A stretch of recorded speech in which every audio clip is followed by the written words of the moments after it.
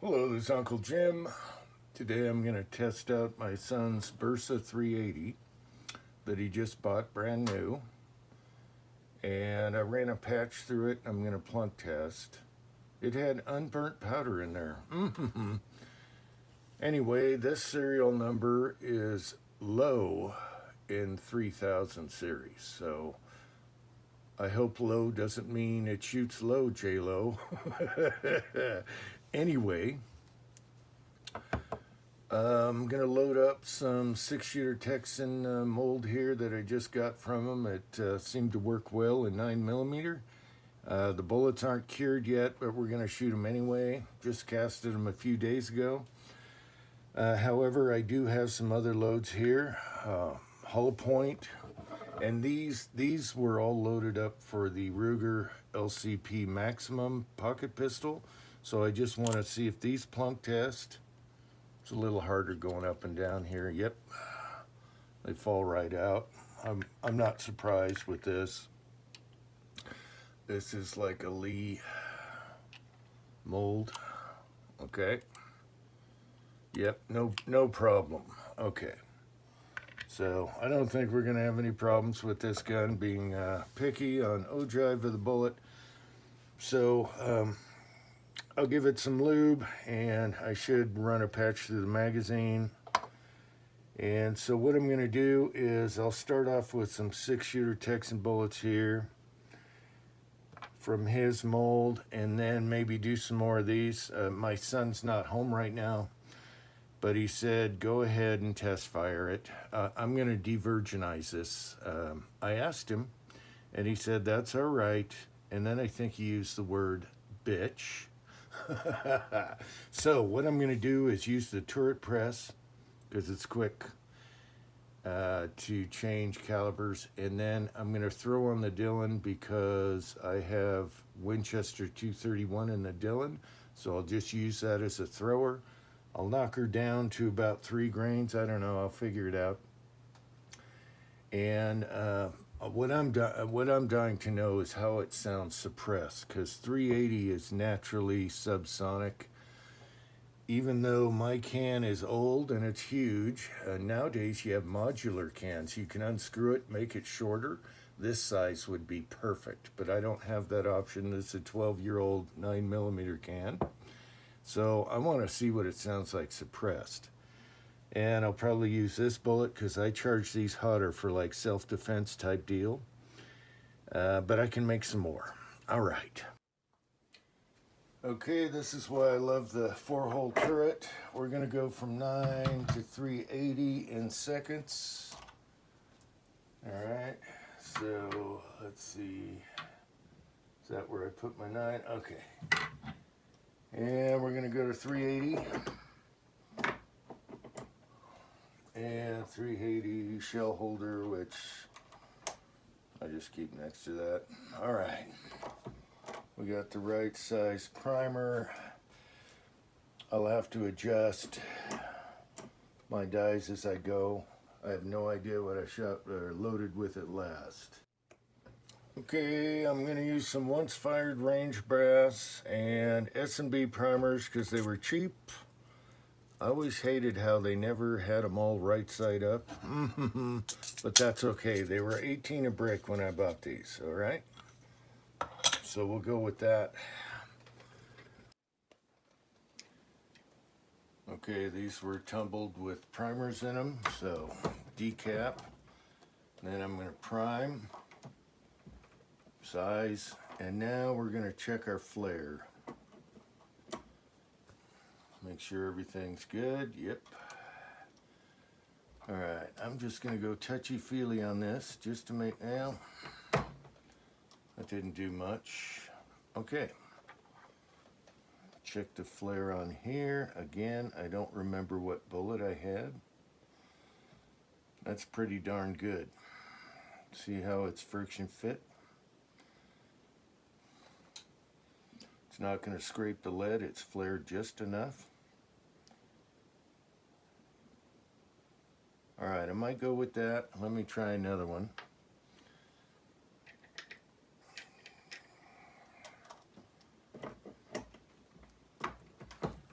And we got a prime one here.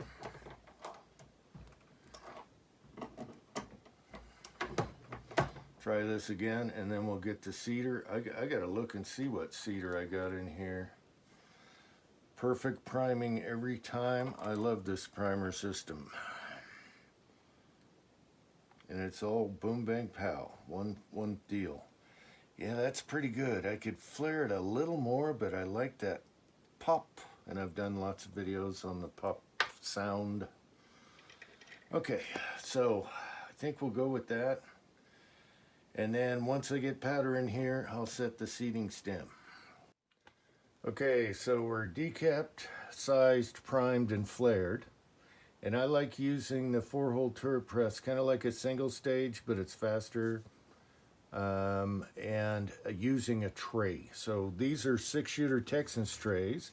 Even though this is 380, I'm using his 9mm tray right now. And what I like about trays is I can look down them and make sure they're all flared. I can look down them and make sure they're all primed. And most of all, I can look down there after I throw the charge and make sure they're all the same. So I like doing that when I'm dinking around. And so I'll set the Dylan up here for, like, I think I'll go 2.8 to 3 grains, whichever comes first when I'm adjusting the powder throw. I don't have dice for the Dylan, so we're doing it this way, and I prefer it this way. All right, so I'm using the Dylan 550 to throw the powder since it's in the Dylan. And so I just want to tear out a dedicated shell. I always keep a dedicated shell because if you keep flaring and powder charging, you're going to keep flaring that shell. So I just have a marked shell I always use. Okay. And make sure that's zeroed out. And 2.8 grains, I'm going to go with that because suppressor's going to cycle the slide a lot faster with the blowback. So I think I'll go with 2.8 grains with this bullet, which is like 99 grain 380 bullet. And let's do another one. You want to make sure you don't have any powder stuck in your primer pocket on your dummy shell here.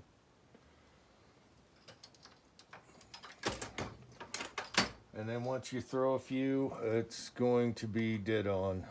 There we go, yeah.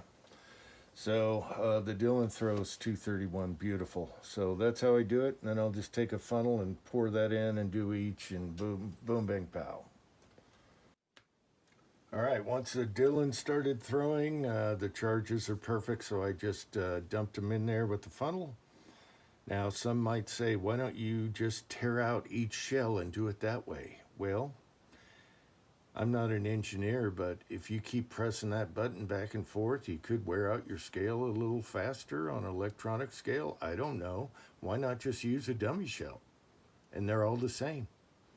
Another thing I look for is any powder on the tray. Then you know you screwed up and it didn't get full powder charge. So you check for that. And what if you're using a thrower like on your Lee turret press, one of the Lee throwers? What if it clumped up on you? You don't know. So make sure you're looking down that shell every time you put a bullet on top. But this is kind of flawless. It's hard to screw up. Especially if you're doing like a maximum charge on something. Rifle, pistol. It's always good to see and do it that way. All right. All right, now I've got to adjust my Cedar die. Whenever, sometimes I'll just back it out so I know I have to readjust it for whatever kind of bullet I'm doing next. All right, so we're going to go down, touch that bullet. Oh, by the way, this is the Cedar I'm using in here. I don't know if you can see it, but that's like their cone-shaped Lee Cedar. And we'll see how that does, okay? So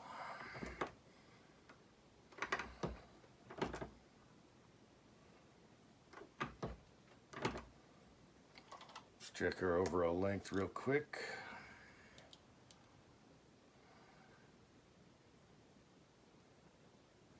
That is a scrawny little bullet, or short bullet. So this is 1.003. Just for the heck of it. Let me see, let me check my volume here. 1.003. Oh yeah, we got lots of room. You always want to check your volume, your gap. Let's crimp this and see how it chamber checks. Usually I'll do a dummy round, but in this case, no. Okay, we're gonna plunk this in the barrel and see if our overall length is good. And it's a little harder because it's a fixed barrel, so you have to get your fingers in there, but you want to hear an audible click. So the way I'm going to do it on a fixed barrel, hear that click?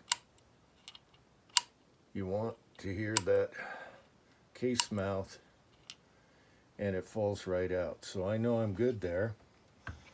I know I have a screwy way of doing stuff, but it works for me. I don't do any reloading info that I do, but it works for me every time on the dime. So this is good. So I'm just going to stick with this, and we'll see how it shoots. Now, if you want to check your crimp, what I do is I measure the brass with the bullet in there before the crimp and get a reading on that. That's 0.3715 or 725 before the crimp. Then I go to the crimp and make sure it's crimped. 1.3725. So I know that's all even. All right, you don't want to over crimp on anything that head spaces off the case mouth. And this is just how I do it. I'm a goofball. Don't go from what I do. But to me, it works and it makes sense. So I know that crimp, that flare is crimped. And as long as I don't have bullet setback, you can test that by doing this or racking a few rounds and see if you get bullet setback. But in this case, I know it's not going to happen. And that's how I do that.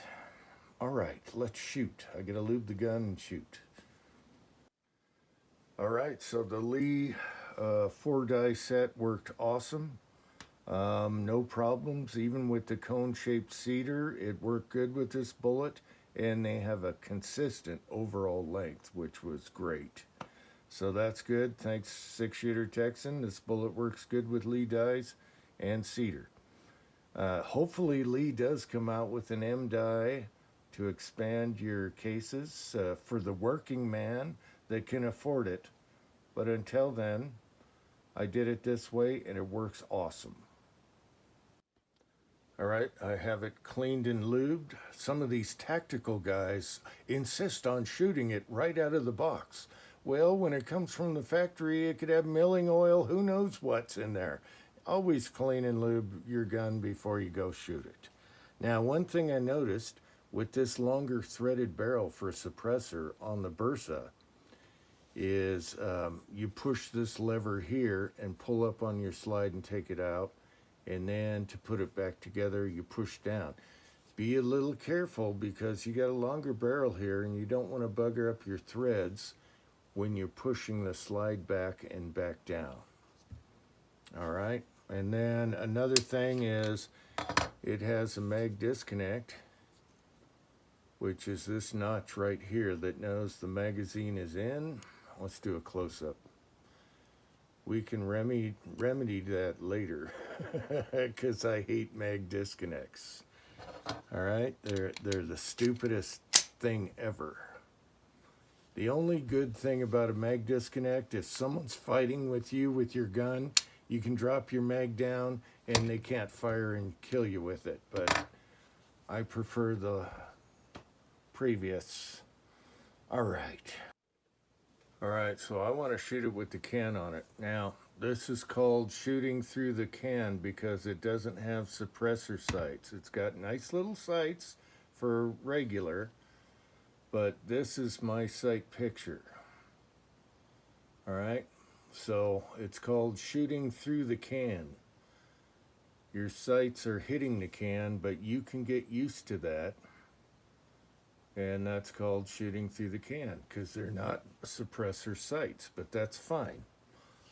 In a close-up situation, say in the house, you want to be quiet, don't want to blow your ears off, it's going to be fine. You'll get used to it. Deal with it.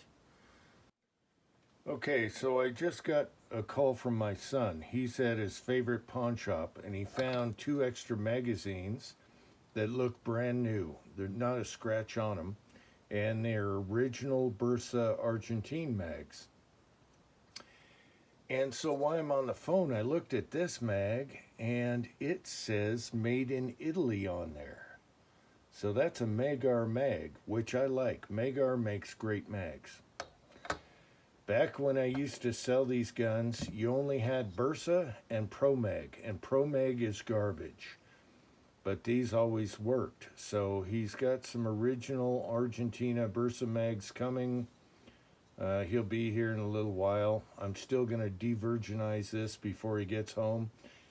I think I'll shoot 5 rounds suppressed, and then we'll start another video because I've been rambling too much.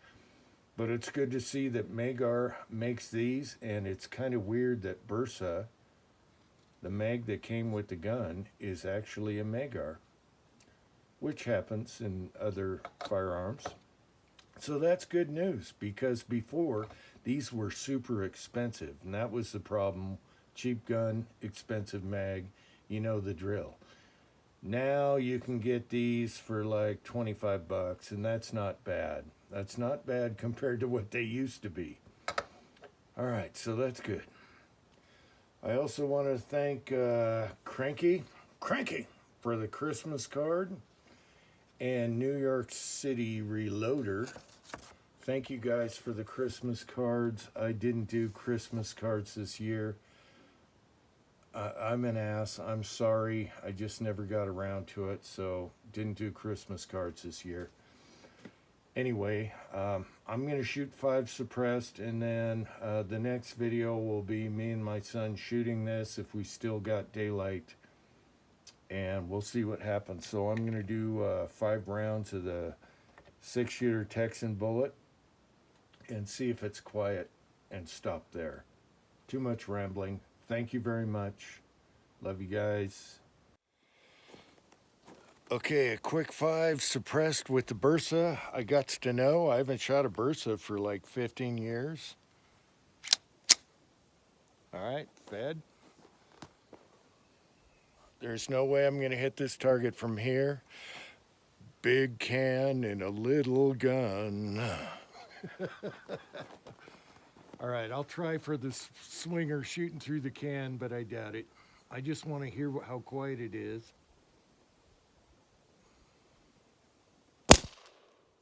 Oh, that's freaking quiet.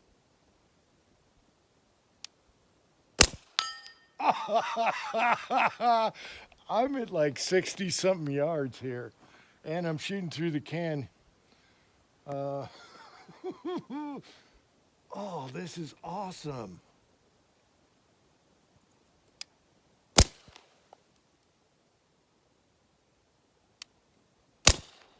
Oh, do I aim higher? Where? Oh, I wanted to hit it at least twice. That thing is freaking quiet, and it works awesome. Locked back, everything. Big can on a little coat. Anyway, when the sun comes back, we'll shoot some more. I thought I'd do it right here so I can find the brass. Maybe not. Until next time. Wow, that's weird. They ejected forward. Here they are right there. That ain't bad. I'll take that. The sun did good. That thing is fun. That thing is funner than hell.